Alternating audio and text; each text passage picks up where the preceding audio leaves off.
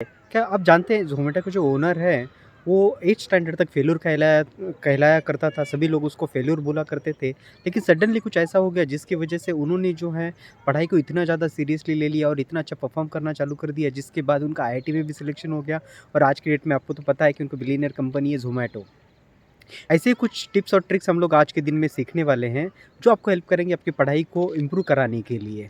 लेकिन उससे पहले अगर आपने अभी तक अगर चैनल को सब्सक्राइब नहीं करा हुआ है, तो चैनल को अभी सब्सक्राइब करिए। तो हम लोग बात कर रहे थे ज़ोमैटो के ओनर की। ज़ोमैटो के ओनर जो हैं, उनका 8th स्टैंडर्ड तक फेल्योर हुआ करते थे क्योंकि उनको पढ़ाई में मन नहीं लगता था। लेकिन पढ़ाई में मन नहीं लगने की वजह से उनको 8th स्टैंडर्ड में कहीं से कोई उनका आंसर क्वेश्चन पेपर मिल गया और क्वेश्चन पेपर मिलने के बाद उन्होंने जो है उसी क्वेश्चन पेपर को उनको बैठ के एग्जामिनर ने लिखने के लिए बोला। जब उन्होंने देख कर लिखा तो उनका स्कोर काफ़ी अच्छा हो गया। जब स्कोर अच्छा हो गया तो उसके बाद उनको सभी जन प्रेज़ करने लग गए, सभी जन उनको बधाई देने लग गए और बहुत ज़्यादा उनका नाम हो गया। तो नाम होने की वजह से उनको अच्छा लगने लग गया कि अच्छा अगर स्कोर अगर अच्छा आता है तो हम लोग जो है सभी लोग हम लोग को बहुत ज़्यादा प्रेज़ करते हैं और इसकी वजह से नेक्स्ट एग्ज़ाम में जब उनको फिर से पेपर का ज़रूरत पड़ा तो वो फिर से किसी प्रिंटिंग के वाले के पास गए और बोले कि क्वेश्चन पेपर देना जो एग्ज़ाम में आने वाला है। लेकिन वहाँ से उन्होंने उनको भगा दिया और बोला कि अगर आप पेपर वगैरह माँगोगे तो प्रिंसिपल को कंप्लेन कर देंगे। तो तभी उनको लगा कि अगर इस बार अगर मैं प्रिपरेशन अगर नहीं कर पाया और अगर मेरा रिज़ल्ट अगर अच्छा नहीं आया, तो ऐसे केस में सभी लोग मुझे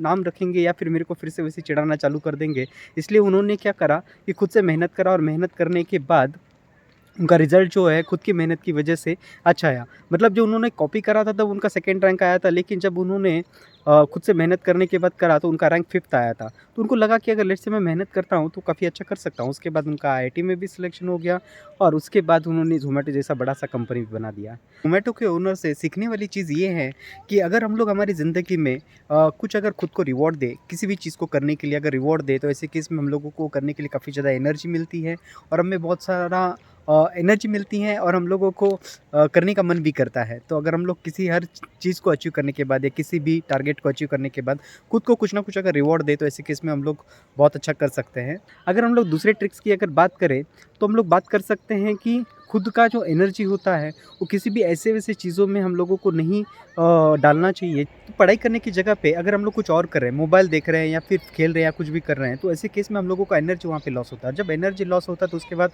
पढ़ाई करने के लिए एनर्जी बचता नहीं है और जब पढ़ाई करने के लिए एनर्जी बचता नहीं है तो पढ़ाई होता नहीं है।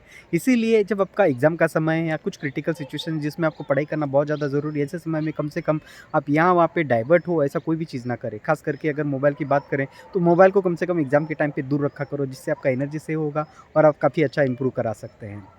तीसरा रूल हम लोग समझ सकते हैं कि 5 मिनट्स ब्रेक के बारे में हम लोग बात करेंगे कि पकड़ के चलिए कि अगर आपको पढ़ाई करना है और पढ़ाई में आपका मन नहीं लग रहा है और आप पढ़ना चाहते हो लेकिन पढ़ाई में मन नहीं लग रहा और आप पढ़ नहीं पा रहे हो, तो आप क्या कर सकते हो खुद को प्रॉमिस करिए कि मैं कम से कम 5 मिनट पढ़ाई करूँगा, लेकिन ढंग से पढ़ाई करूँगा और 5 ही मिनट पढ़ाई करिए और बाकी का टाइम चाहिए तो थोड़ा ब्रेक ले लीजिए और स्लोली उस 5 मिनट को 10 मिनट्स में कन्वर्ट करिए, 10 को 15 मिनट्स में कन्वर्ट करिए और इस तरीके से अगर स्लोली अगर आप टाइम को बढ़ाते जाते हैं, तो आपका फ़ोकस और कंसंट्रेशन जो है पढ़ाई में बढ़ता जाएगा और बाय डिफ़ॉल्ट आप अच्छी तरीके से पढ़ाई करना चालू कर सकते हो। चौथा जो होता है वही टाइम से रिलेटेड है जिसको हम लोग बोल सकते हैं कि ब्रेक एंड विन रूल।